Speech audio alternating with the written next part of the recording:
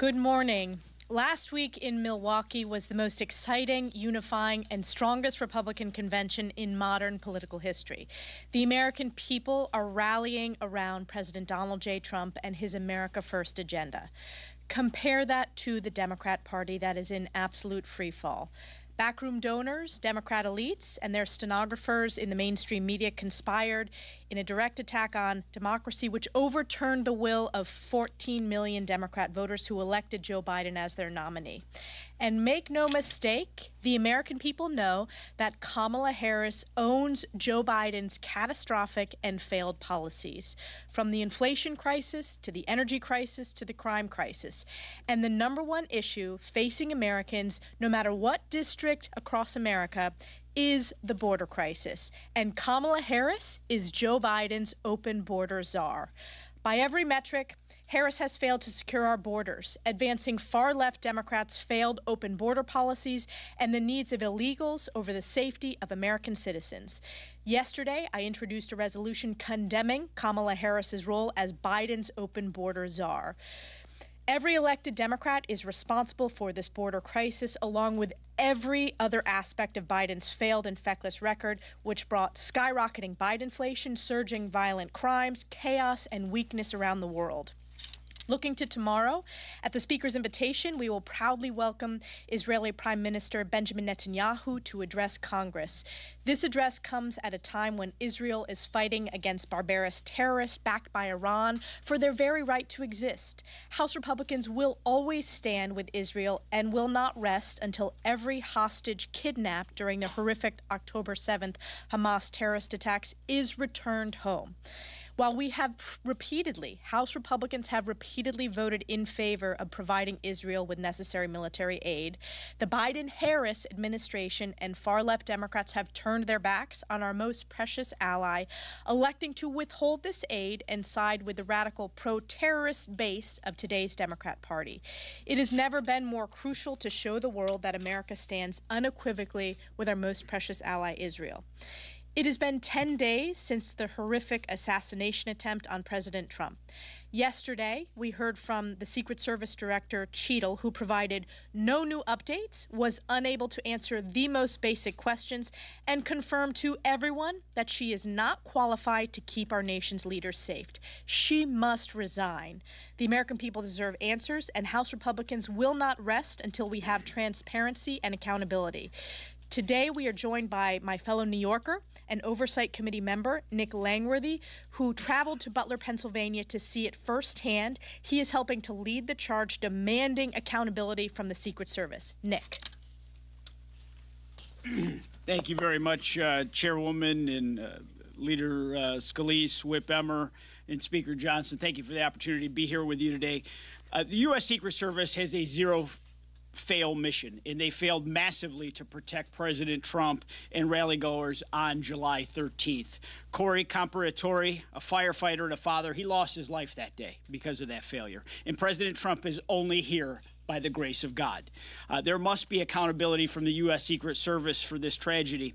But during yesterday's Oversight Committee hearing, Director Cheadle did nothing but deflect and hide behind the FBI investigation. She's answered more questions from the media than she's answered from members of Congress. She did the impossible yesterday. She united the Oversight Committee on both sides of the aisle because members on both sides called for her resignation in the hearing culminated in a letter from Chairman Comer and Ranking Member Raskin calling for that resignation. I was compelled on Sunday when I woke up to instead of flying to Washington, to drive so I could stop in Butler, Pennsylvania and see this site with my own two eyes. To see the rooftop of the AGR building where the killer was staged. It is literally a chip shot 9-iron from the podium. Security 101 would have put those buildings within the secure perimeter. The Secret Service did not do its job. It did not have a culture of communication with local law enforcement. And in fact, it's been very disheartening to see sources within the Secret Service try to throw local law enforcement under the bus. But we got nothing out of Kim Cheadle yesterday. All she did was stonewall and hide behind an FBI investigation that won't be complete for 60 days. it is clear that we have gross incompetence from the Secret Service. The one thing that we did learn yesterday is not only has Director Cheadle not even visited Butler herself, and it just blows my mind that she would not have arrived there by dark that day, but the fact that no one has been reprimanded, suspended, or put on a desk job. I mean, this is absolutely embarrassing. I was so compelled during this hearing that I introduced a resolution calling for the president to terminate Kimberly Cheadle, because she will not do the honorable thing and resign. Director Cheadle is not fit to lead this agency. Members of both parties overwhelmingly have called for a resignation, and she does need to be fired immediately when the president surfaces if we're going to restore any sort of public trust in the U.S. Secret Service. We are in the most contentious presidential election of our lifetimes. There's 104 days left in it, and the protectees deserve a Secret Service prepared to do their mission, their single job, which is to protect the current and future leaders of our country. Thank you. Thank you, Nick. And following up on that, after yesterday's hearing, there is one thing that Democrats and Republicans agree on. Secret Service Director Kimberly Cheadle needs to go. She refused to answer questions directly and proved that she is either unable or unwilling to do her job. No matter what your politics, we can all agree that what happened on July 13th was a complete security failure. President Trump was nearly assassinated. A former fire chief lost his life protecting his family, and 2 others were critically injured. Yet Director Cheadle maintains that the resources on site that day were sufficient. Unacceptable. Director Cheadle is ultimately responsible for the security plan that allowed an assassin to open fire on President Trump and his supporters. The agents on the ground in Butler, Pennsylvania acted with courage, and we commend them for returning President Trump to safety. However, they should have never been in that position to start with. If Director Cheadle won't resign, then Joe Biden or Kamala Harris, or whoever, by the way, is in charge right now in the White House, needs to fire her. If they refuse, it's yet another stain on the Biden-Harris administration's record. And on the note of this administration's record, I want to be clear about something. Kamala Harris co-owns the failures of the last 3.5 years, which include double-digit inflation, a historic border crisis, total chaos overseas, and the cover-up of Joe Biden's failing cognitive state. Look, it doesn't matter if it's Biden or Harris. In fact, it's even worse if it's Harris. Americans can't afford another 4 years of weak leadership and policy failures that have become the cornerstone of the Harris-Biden administration. And they know that Americans know that Harris has been part of it every step of the way. With that, I turn it over to our majority leader, Steve Scalise. Thank you, Whip. Well, the Democrat Party proved last week that they have absolutely no respect for their own voters. They literally jettisoned throughout the votes of 14 million Democrats who went to the polls to select Joe Biden as their nominee, and went behind closed doors where party bosses pulled the will of their voters and replaced Joe Biden with Kamala Harris. Now, it begs the question, let's look at Kamala Harris's record as vice president. She's still the sitting vice president, but she's also been the architect of many of President Biden's worst failures, not the least of which is her main responsibility that she's been given in 3.5 years, that is the job of border czar. When President Biden tapped her to be the border czar, it took her months to even get out to the border. She said many times that the border is secure. Everybody in America knows that's a lie. In fact, it's the largest crisis in America, affecting every community throughout this country, with drugs, with opioids that are killing about 150 Americans every day, bringing in criminals to every community in America. And Kamala Harris has been responsible for this epic failure. In fact, she's called for open borders. What else has she called for? Good luck if she goes to Pennsylvania and talks about her energy policies where she wants to ban fracking. She has been against American energy her whole career. while allowing foreign countries like Russia and Iran to put billions of dollars into their pockets selling their energy around the world while crushing American energy and the jobs that go with it here at home. We all know what Kamala Harris did raising money for the Minnesota Freedom Fund when radicals were out protesting and ultimately getting arrested, attacking cops, doing other things. She's shown disdain over and over again, saying we need to rethink policing, embracing the defund police movement. That's Kamala Harris's record. She is far to the left of Joe Biden, and we know the failures of the Biden-Harris administration all too well. That's going to be a problem they're going to continue to have. They hold nobody accountable for their failures, and unfortunately, the American people are the ones who pay the price.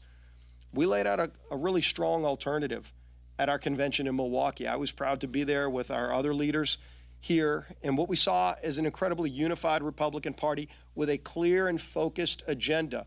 President Trump laid it out himself, as did all the other speakers, talking about what we will do to help those families who are struggling under the weight of this radical Biden-Harris administration that's led to record inflation, higher costs at the grocery store, at the gas station, discord all around the world. Kamala Harris couldn't even find the time to go greet Prime Minister Netanyahu yesterday when he arrived in the United States. And in fact, Vice President Harris is boycotting tomorrow's speech by Prime Minister Netanyahu. That's disgraceful. Why will she not come and show support for our greatest ally in the Middle East while they're at war from terrorist organizations funded by Iran? These are the kind of questions that they're going to have to answer. And finally, when you watched that hearing yesterday with Secret Service Director Cheadle, I think everybody in America knows she's not up to the job. And it's an important job. It's a job where the main mission is to protect presidents and former presidents in the United States with a zero-fail mission, as Mr. Langworthy talked about. And not only did she fail, but she actually lied to us and the American people multiple times just in the last 10 days. We had been hearing for months that President Trump's team was denied additional Secret Service protection that they had asked for. And what did we hear from the Secret Service director? A vehement pushback. They said, no, that's not true. For days, they said it wasn't true. They didn't just ignore what we were saying. They actually said it wasn't true. And then the day before, Director Cheadle comes before the Oversight Committee where she has to testify at the threat of perjury. They all of a sudden leak out the truth. And that is that, yes, in fact, the Secret Service Director Cheadle did deny the Trump team additional Secret Service protection. Why did she lie to the American people and members of Congress for about a week about such an important detail?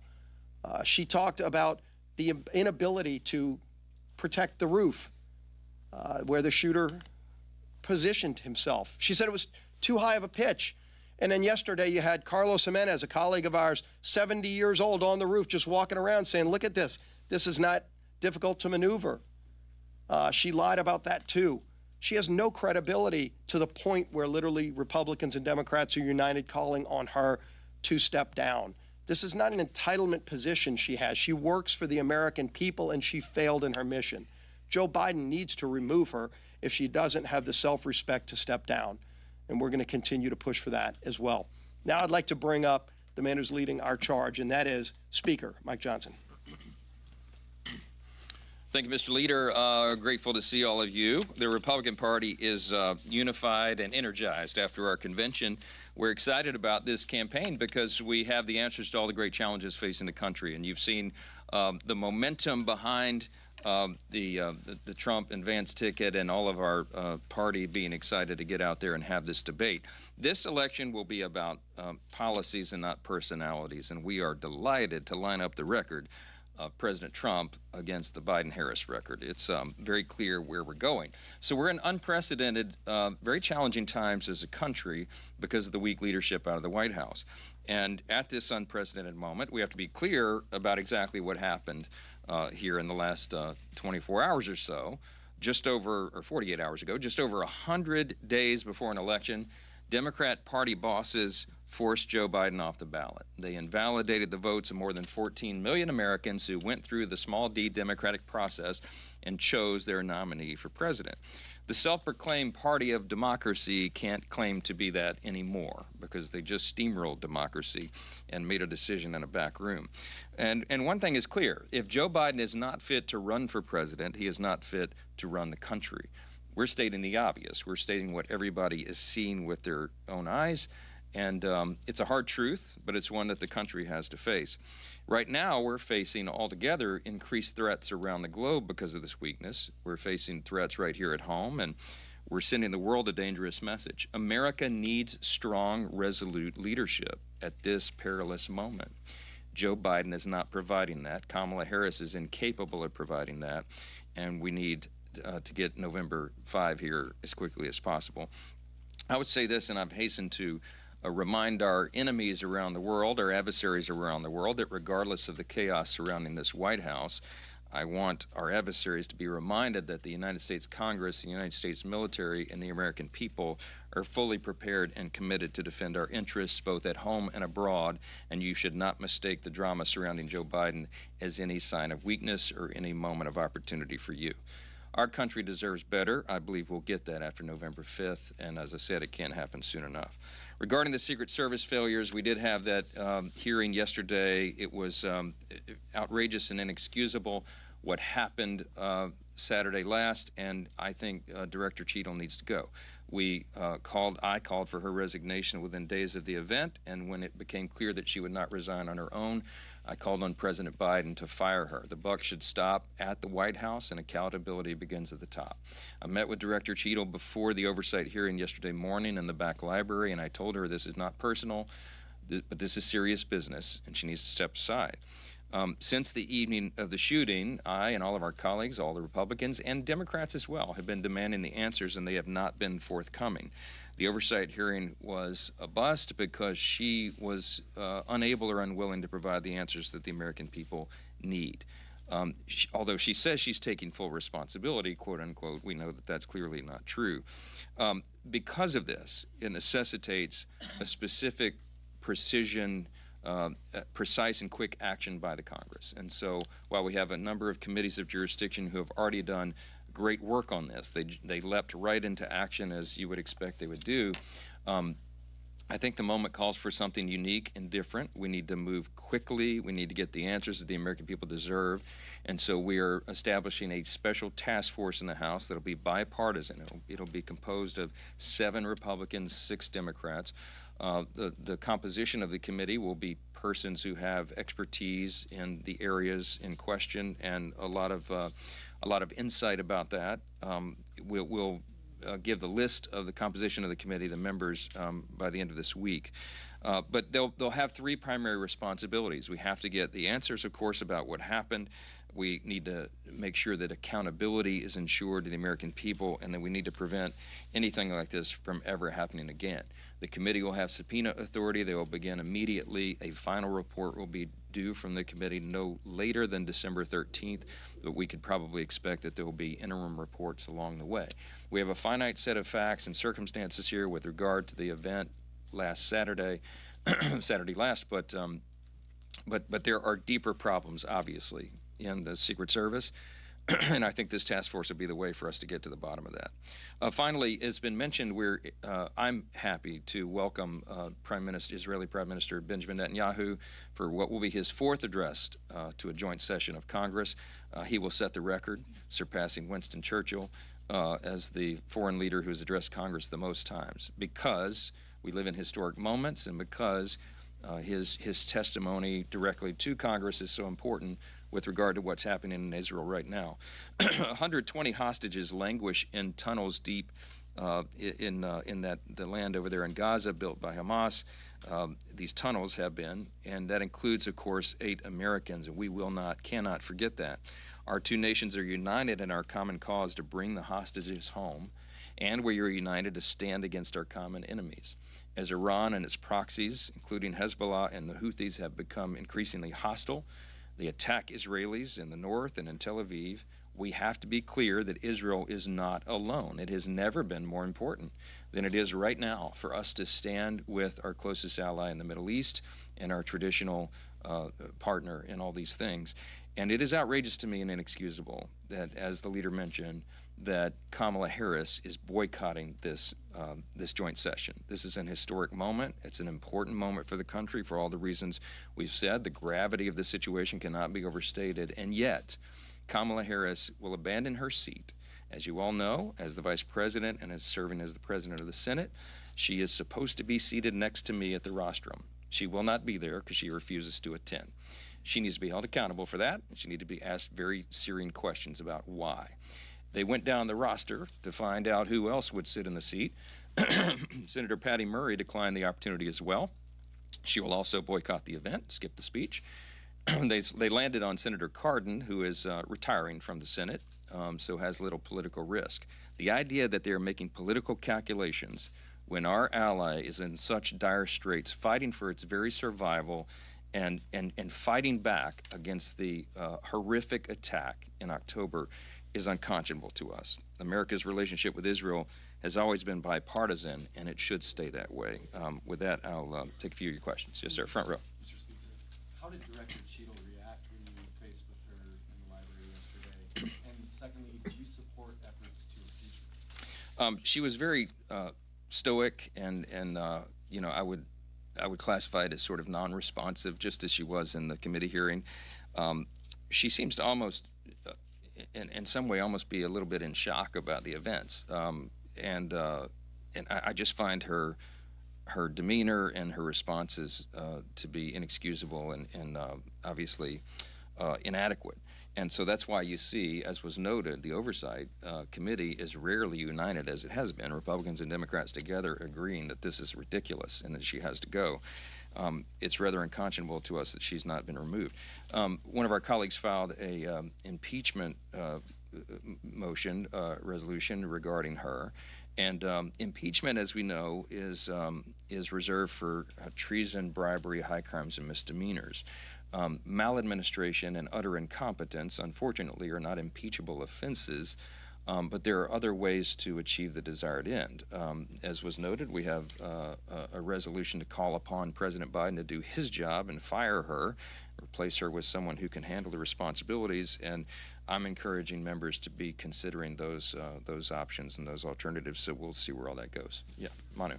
Speaker, as Kamala Harris has become the presumptive nominee, some of your colleagues have been criticizing her over the issue of diversity. Tim Burchett said that she was a DEI hire. Is that appropriate?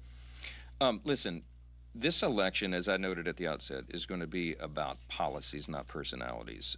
This is not personal with regard to Kamala Harris, and her ethnicity or her gender have nothing to do with this whatsoever. This is about who can deliver for the American people and get us out of the mess that we're in. Every area of public policy is a disaster because the Biden-Harris administration made it that way. And that's what this election is about. I love that we'll have thoughtful debate going forward where the Trump-Vance ticket can present their ideas and our solutions to all this and compare it to the Biden-Harris record. That's the thing about this election cycle. Remember, both of the persons running for president now have a record. They have both served in an administration here within the last several years. So you can compare how you and your family were doing under the first Trump administration and how you and your family are doing now. That's what should be the basis of the decision, and that's why I believe we're going to have a great November. The Republican Party is going to do very well. Yes, in the back. Speaker Johnson, you laid out the case for the geopolitical reasons why the U.S. should support Israel. But as a man of faith who's been clear about the role that plays in how you approach your job, do you also think that there's a moral or biblical rationale for the U.S. to be supporting Israel at this moment? Sure, it's my personal belief. It begins in the first book of the Bible, the Torah, and in Genesis, where it says very clearly that God will bless the nation that blesses Israel and curse the nation that curses Israel. So whether you look at this as a matter of faith, whether you look at it in purely pragmatic reasons, it's very important for us to support Israel as the only stable democracy in the Middle East and our one of our closest allies, arguably the most strategic ally that we have. If you do not have a stable democracy in that part of the world, it's a tinderbox. So supporting Israel, both economically, geopolitically, for policy reasons, makes all the sense in the world. But for some of us, it goes even deeper than that because it is a matter of faith. So whatever the reason There is no logical position that would, for any American to say that they would not support Israel, especially at this desperate time. Iran is close to having nuclear capability, if anybody missed that headline over the last couple of weeks. This is serious business, and we have to take it seriously, and the fact that the administration is not even willing to sit on the rostrum to support the Prime Minister at this time, to us, is just beyond the pale. Yes, sir. When you talk about having Ben Cardin come over tomorrow to preside with you over that joint session, and the fact that Vice President Harris has been evidently elevated to being the presumptive Democratic nominee, but talk about the image that sends, especially, and maybe you have a question, and I'd like to hear you on this, what her ability to lead, if she were to be elected president on the national stage, when she's not willing, whether it be scheduling issues or political differences, but to meet with the president, the Prime Minister of Israel on that national stage tomorrow? I mean, these are very important questions, Chad, and I don't have the answers, but I'll be asking them, and I hope that the press corps will be asking them as well. You know, Madam Vice President, you say you want to be the leader of the free world, and yet you can't bring yourself to sit behind our most important and strategic ally in this moment. That is not a good look for you. It's not a good look for America. And it's not a good look for her party that she aims to lead. So I think those are very important questions. I don't have the answers to those questions. Kamala Harris needs to provide them. How can she be expected to be viewed as the leader if she can't fulfill this basic responsibility? This is her duty. It is your duty as the Vice President and the acting President of the Senate to sit in that rostrum and host a foreign leader for their joint session, their address to a joint session.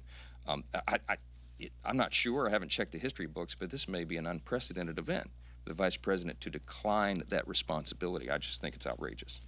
Scott in the back. Thank you, Mr. Speaker. As you correctly noted, the last 48 hours have completely upended the political landscape. Having Kamala Harris at the top of the ticket rather than Joe Biden, how does that change your political calculus or strategy as you're looking to protect your House majority? It doesn't change it at all, because she is the co-owner, co-author, co-conspirator in all the policies that got us into the mess. I just made a list when I was sitting in the back this morning. Crises owned by Kamala Harris, co-owned: the border crisis, the inflation crisis, the crime crisis, everything happening with the economy, our national security, weakness on the world stage. She is a equal partner in all of that. So she can't run from it. She has to run on it. And we will ensure that the American people know the facts.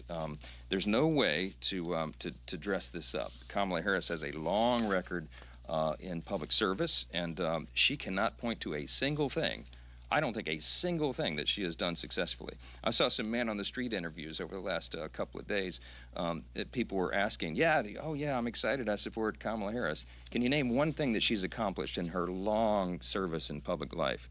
No one could come up with an answer. And I would challenge any of you. What has she done other than make a mess of everything? So we love this. We love that Kamala Harris is at the top of the ticket. I'm looking forward to the debate, and it will be very interesting to see how it all develops. Thank you all so much. Thank you so much.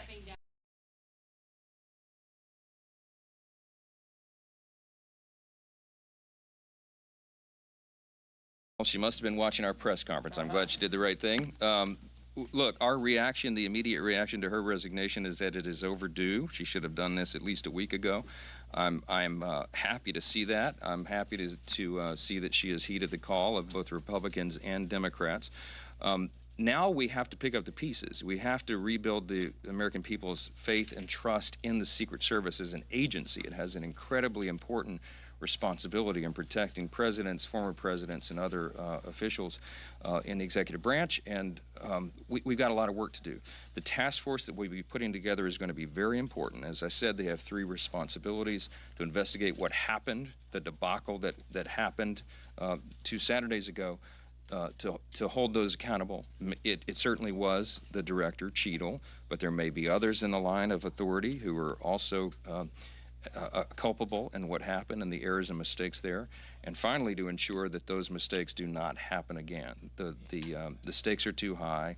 It's a very dangerous time. We need the Secret Service to be acting to be performing at the top of their game, and we'll ensure that that happens. I hope that the interim director or whomever is appointed to replace Director Cheadle will be very sober-minded about the responsibility and take into account the very dangerous times in which we live. We'll do everything we can in the House to ensure that that's true, and I think our task force's work just got even more important. So we'll give you further comment as this develops. Thank you.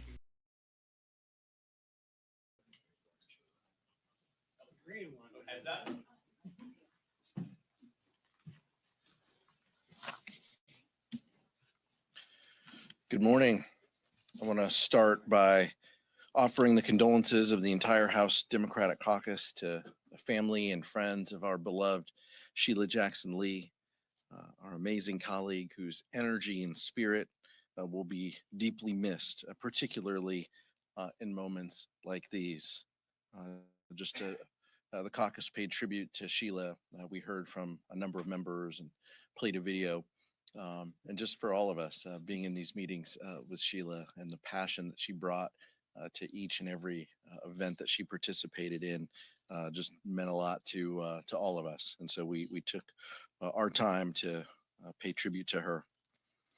When we talk about being a statesperson and when we talk about patriotism in the most challenging of circumstances, people who show grace and empathy, wisdom, resolve, and integrity, future generations of men and women will remember that Joseph Robinette Biden served as the beacon of hope throughout the world to ensure that we put patriotism first. President Biden personifies the governing philosophy that the House Democrats have talked about for so long, putting people over politics. His decision highlights the reality that everything is on the line this election because of the threat of Donald Trump and the Trump Project 2025. The American people watched with horror as Donald Trump accepted the Republican nomination last week and laid a dark vision for America's future. More tax cuts for the wealthy while working people lose out on Social Security, Medicare, and health insurance. More bans on abortion and more families torn apart. The Trump bans Project 2025 threatens to undermine our democracy and jeopardizes the freedoms, safety, and retirement security of working families. House Democrats are going to fight back against this extremist handbook every step of the way. Vice Chair Ted Lieu. Thank you, Chairman Aguilar. And like the chairman said, we all are mourning the loss of Sheila Jackson Lee. I had the particular honor of serving with her on the House Judiciary Committee. We went through 2 impeachment processes, and I also had the distinct honor of serving on the Crime Subcommittee last term when she was chair. It was very clear to me that every day she came into Congress and fought for justice and equality, and she gave a voice to those who did not have a voice. She will be missed. I'm going to now talk about President Joe Biden, who's going to go down in history as one of the best presidents America has ever had. His selfless act this weekend reminds me of what George Washington did when he voluntarily gave up re-election and put country first. If you remember, 4 years ago, the Biden-Harris administration inherited a country that was crippled by the pandemic, and they turned it around. The Biden-Harris administration ushered in record job growth, the lowest sustained unemployment rate in over 50 years, and a stock market that is setting record highs. If you have an education savings plan or a retirement account, your accounts are higher now than they were 4 years ago. Thank you, Joe Biden. In contrast, we have Republicans who want to jam down Trump's Project 2025 on the American people. It is an extreme takeover of government and of your life by radical Republicans. They want to ban abortion. They want to control your education. They even want to do totally silly things like get rid of the National Weather Service. So what are we going to have in its place? Just people guessing what the weather is going to be? This is a dangerous document. If you look at a Navigator poll that came out today, about 1 in 10 Americans now view Project 2025 favorably. It's now about as popular as bone spurs, but it's far more dangerous. It is time for the American people to wake up, read this document, and then vote accordingly in November. Questions? Mr. Aguilar. Max? Also, we have Prime Minister Benjamin Netanyahu coming to address Congress tomorrow. I know a substantial portion of progressive Democrats are not choosing to attend.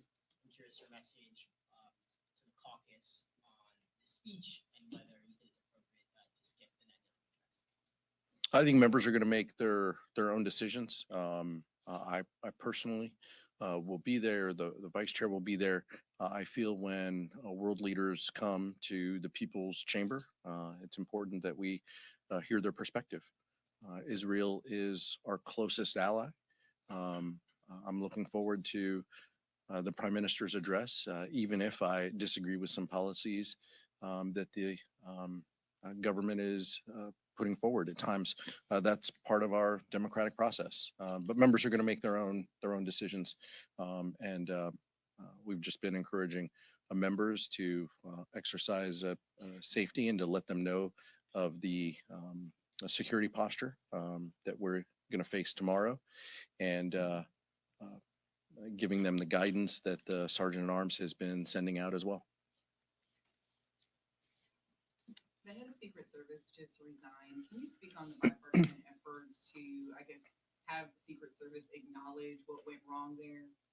I think members on both sides of the aisle were shocked by the events and the assassination attempt. Obviously, it's important that the Secret Service accept some responsibility. I know that there is a number of investigations that are continuing, internal and potentially external from the department itself. Members on both sides of the aisle called for her resignation, and I think that was the right decision. Go on. Thanks, Mr. Chairman. James Andrews from Sky News in the UK. If President Biden isn't fit to be a candidate, why is he fit to continue as president? President Biden's record of achievements is unparalleled. The last 3.5 years, House Democrats, Senate Democrats, and the Biden administration were able to accomplish so much to lower the costs that Americans face, to improve our economy, over 15 million jobs created.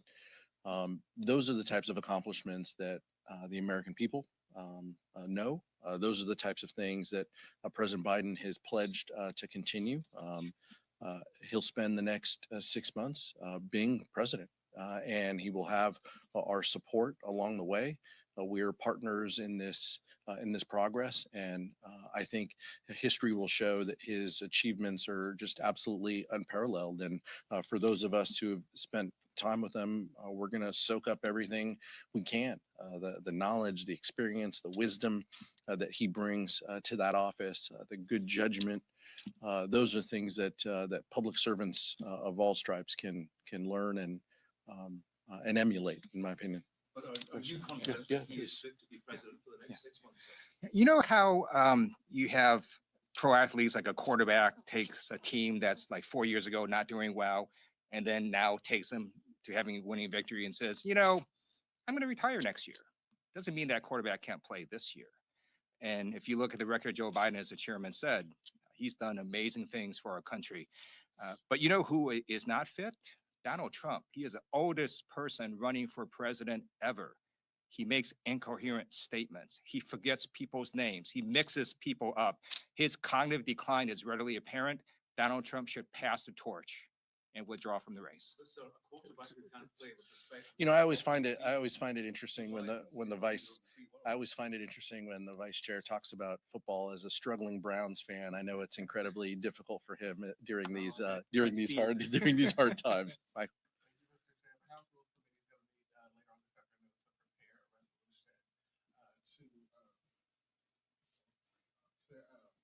On the border, on the administration's border policy and condemning Kamala Harris as the quote borders are. There's also talk of the House Republican leadership bringing a bill to call on Kamala Harris to invoke the 25th Amendment. With everything going on, the BB speech, the appropriations process, what's your take on these measures being under consideration? My take is Republicans are flailing. They have no agenda that helps the American public. That is incredibly clear. They can't pass appropriations bills. They're pulling bills off of the floor. We'll see what happens with the schedule next week. But the chaos and confusion that has been the hallmark of this Congress is because of House Republicans. And so this is just a continuation of those efforts. They are clearly just flailing and trying to do anything they can to inject themselves into presidential politics and to carry water for the former president. That's all this is about, is his love and affection, and they are just stepping over themselves to try to help him. But let's be very clear that there's no border czar. Kamala Harris's role was to engage in multilateral discussions with our Latin American countries. The numbers speak for themselves on where we are with border crossings. We are in a much better position than we have in the past. Kamala Harris has been a leader in this administration in so many ways, and efforts by House Republicans to carry the water of Donald Trump are just laughable and unserious. To follow up on that, though, the reduction in numbers of border that we see now, is that a result of those multilateral talks that she worked on with our partners in Latin America and South America, or is that because of the executive actions the president took to tighten up access to the border? I think it can be both and, but it's clear that the Latin American countries, the Northern Triangle countries, those numbers have significantly diminished. That is factual. There are many countries, many individuals from countries around the globe who find their way to declare asylum at the southern border, but the particular percentage among those Northern Triangle countries has been diminished. Those are just the facts. There's also probably several dozen members of the House Democratic Caucus at this point who have not taken the additional step of endorsing Harris as the new presidential nominee. Can you speak to how, what the thinking is within the party at this point? And is there enough of an open process for people who do not necessarily think that Harris should be the nominee? Vice President Harris will be the Democratic nominee for president. Whether people put it in a press release or not, that is going to happen. She has locked up the delegates and the support. We look forward to helping and being a partner in this process with her. I know the vice chair and I have had conversations with her. As a Californian, there's a lot of pride among us as well. We look forward to her officially securing the nomination and the next 105 days ahead. Hi there, Bo Erickson. On the bipartisan task force announced today on the Secret Service, can you give a timeline at all about when members will be appointed and when the public should see those recommendations? I believe that to answer the second part of the question, I believe the resolution or the document we vote on will talk about a date, but I'd refer you to that document in the Speaker's office and the Leader's office as to the timing of the appointments. Go ahead. Mr. Chair, the president will address the nation tomorrow from the Oval Office and about the path forward. What do you want to hear from him? And also, since both of you are members of the California delegation, can you speak specifically to the role that the Speaker Emerita played in this process, in this transition between the president and vice president, and whether or not that was a factor in how this all ultimately played out? I can't speak to that. I'm not privy to those conversations, but I can tell you that as Californians, we have immense pride in the vice president. Many of us have supported her, if not all of us have supported her candidacy and her stepping forward. We look forward to working with her over the next 100 days. This is going to be a sprint. What we want to see the president, look, the president's patriotism is unmatched, as the vice chair mentioned, and as I mentioned at the top. I expect that the president will talk about the work that we have done together, but how this is unfinished. We still are working to lower costs that Americans have. We still have things that we need to accomplish in childcare and in housing, things looking forward in the next few years. But within this next 6 months of the administration, there's a lot of work to do. And the president is going to do that hard work. And all of us are going to play a role in that. We're also going to do some politics outside of this building. But the work that remains is what's going to focus Joe Biden, and it's going to build on the legacy that he has put forward over the last 3.5 years. And we're all looking forward to that. I don't have any knowledge of Speaker Pelosi's talks with the president or his advisors. On President Biden's address tomorrow, I believe he'll remind America what it was like 4 years ago, where there were bread lines. And under the Trump administration, you had government shutdowns, you had schools that were closed, you had people that were getting sick, and you had a former president that grossly mishandled the pandemic. And under the Biden administration, you got shots into people's arms, you had schools reopening, you have an economy that is now starting to roar again.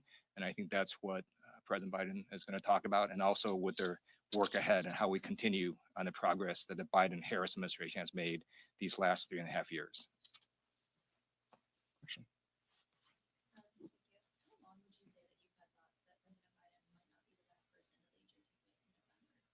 What was the question? How long have I? How long have you had thoughts that he might not be best suited to lead in November at the top of your ticket? Look, I think as House Democratic leaders, our job first and foremost was to listen to our members.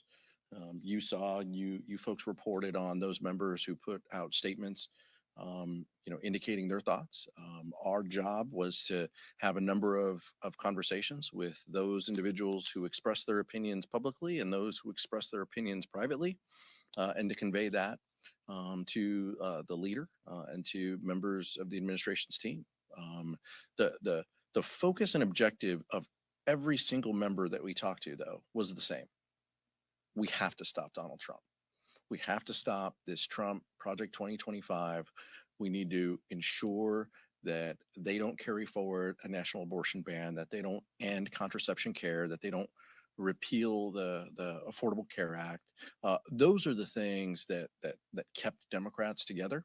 But we did our jobs as Democratic leaders to convey those the thoughts, the feelings of our colleagues to the leadership team, as well as to the White House. California could determine who controls the House next Congress. How do you think Vice President Harris impacts down ballot races? And also, how do you feel about Speaker Johnson criticizing the Vice President for not attending the Netanyahu address? The Vice President's going to be having a bilateral meeting with the Prime Minister. I think that sends the message that Israel is an ally and that she is giving him an audience. And I think that that's completely appropriate. California will play a significant role in this political year. The Vice Chair and I have said that for the last 1.5 years. I think having the Vice President at the top of the ticket will be incredibly helpful. We know her track record. We know her as our United States Senator. We know her as our Attorney General. We know the tough-minded prosecutor that she is, that she's going to prosecute the case against Donald Trump, and she's going to remind Californians what's at stake. And Donald Trump's favorability rating is pretty low in California. And I think that the Vice President's going to remind people exactly the threat that he poses. And I think that there's going to be some energy and enthusiasm that will get our candidates across the finish line. Thank you so much.